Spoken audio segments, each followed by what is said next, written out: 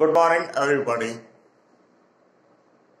आज का हमारा टॉपिक है विवाह।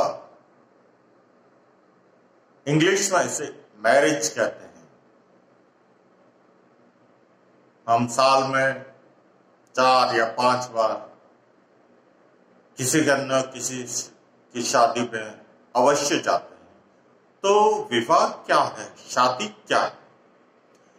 पुरुष और स्त्री का मिलन जिसे समाज मान्यता प्रदान करता है और वो स्त्री पुरुष यौन संबंध स्थापित कर सकते हैं और संतानोत्पत्ति कर सकते हैं, तो ऐसी प्रक्रिया को विवाह कहा जाता है।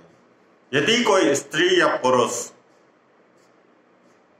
आपस में संपर्क में आते हैं और संतानोत्पत्ति करते हैं, लेकिन बिना समाज की मान्यता द्वारा, तो उसे विवाह की संज्ञा नहीं दी जाएगी, उसे अनैतिक कार्य कहा जाएगा। तो विवाह क्या है? समाज द्वारा मान्यता प्राप्त रीति है, रिवाज है, प्रथा है, परंपरा है, लोकाचार है, रूढ़ी है। तो विवाह में क्या होता है? एक स्त्री और एक पुरुष का होना जरूरी होता है, जिनके बीच में किसी प्रकार का पर्दा न हो। ऐसे संबंधों को विवाह की संज्ञा दी जाती है। अब विवाह की कुछ परिभाषा है। सबसे पहले परिभाषा WHR रिवर्स ने दी। ये जिन साधनों द्वारा मानव समाज यौन संबंधों का नियमन करता है, उसे विवाह की संज्ञा दी जा सकती है। तो ऐसे साधन में क्या हो गए? रीति रिवाज आ गए, जिसके द्वारा यौन संबंध को करने की स्वतंत्रता उन्हें मिल गई, तो उसे हम क्या कहते हैं? विवाह कहते हैं, और विवाह की संज्ञा दी जा सकती है। अब देखते हैं कि विवाह कितने प्रकार का होता है।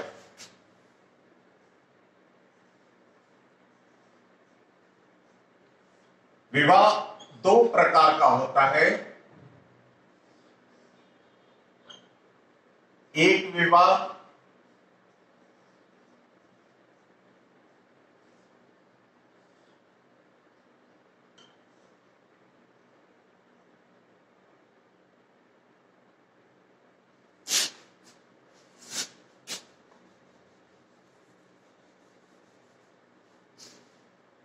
और बहुविवाह। ये भी कई प्रकार के होते हैं।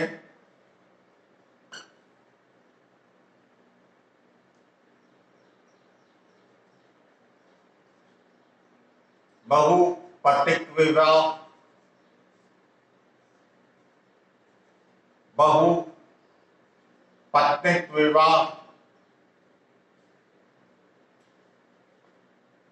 द्विपत्नीय विवाह, और एक प्रकार और आता है समूह विवाह।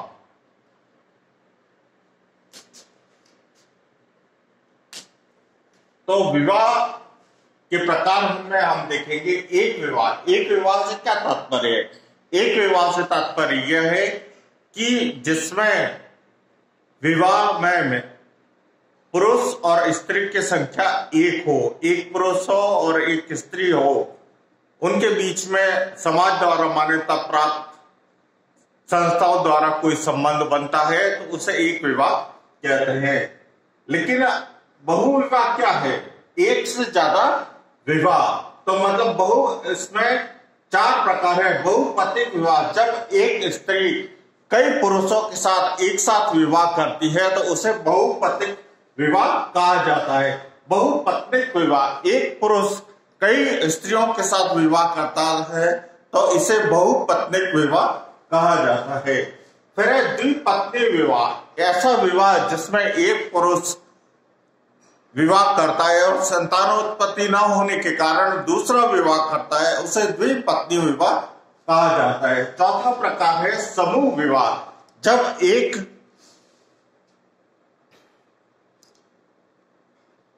वर्ग में बहुत सारे पुरुषों की संख्या हो, दूसरे वर्ग में बहुत सारी महिलाओं की संख्या हो।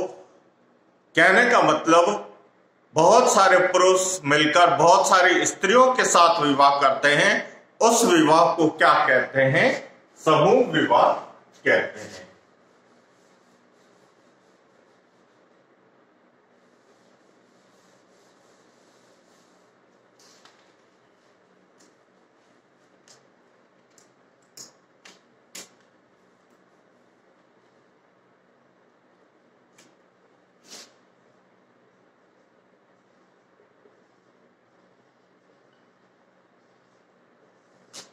अब देखते हैं हिंदू धर्म में विवाह कितने प्रकार का होता है। हिंदू धर्म में विवाह जो है 8 प्रकार का होता है। सबसे पहला विवाह होता है ब्रह्म विवाह। ब्रह्म विवाह में क्या होता है? जो वेदों का ज्ञाता होता है उसके साथ अपनी पुत्री का विवाह किया जाता है, उसे ब्रह्म विवाह कहा जाता है। देव विवाह जो यज्ञों में जो अलंकार प्रस्तुत करते हैं या यज्ञों में जो आहुतियां देते हैं, ऐसे व्यक्ति के साथ अपनी पुत्री को अलंकार सहित विदा करने को देव विवाह कहते हैं। तीसरा विवाह है आर्ष विवाह। आर्ष विवाह क्या है? ऐसा विवाह जिसमें किसी पुरुष को कन्या के साथ एक गाय और बैल का जोड़ा भेंट किया जाता है, ऐसे विवाह को आर्ष विवाह कहते हैं। चौथा प्रकार है प्रजापति विवाह। प्रजापति विवाह क्या होता है? जिसमें पिता अपनी पुत्री को और दामाद को यह कहता है कि अब तुम दोनों को सारा जीवन साथ में बिताना है। उसके बाद है असुर विवाह, मतलब व्यक्ति अपनी शक्ति के अनुसार मूल्य देकर वधु को खरीदता है, तो उससे क्या कहते हैं? पैशाच विवाह। छठा प्रकार है गांधर्व विवाह, जिसमें किसी को साक्षी मानकर, किसी भी पवित्र वस्तु को साक्षी मानकर एक स्त्री और एक पुरुष संपर्क में आते हैं, ऐसे विवाह को क्या कहते हैं? गांधर्व विवाह। उसके बाद है राक्षस विवाह। राक्षस विवाह में क्या होता है कि एक पुरुष जो है किसी लड़की का अपहरण कर उसके साथ कुकर्म कर जबरदस्ती विवाह करता है, उस विवाह को क्या कहते हैं? राक्षस विवाह कहते हैं। और 8वां प्रकार है पैशाच विवाह, मतलब सोई हुई लड़की के साथ, मदिरापान की हुई लड़की के साथ या राह चलती लड़की के साथ किसी प्रकार का दुष्कर्म कर उसके साथ संबंध बनाना कौन सा विवाह कहलाता है? पैशाच विवाह कहलाता है। तो यह मेरे कहने का मतलब यह थी जानकारी विवाह और उसके प्रकारों के बारे में। अगर आपको वीडियो अच्छा लगा हो तो वीडियो को लाइक कीजिए, चैनल को सब्सक्राइब कीजिए और जितना ज्यादा हो सके इसे शेयर कीजिए। Thanks for watching.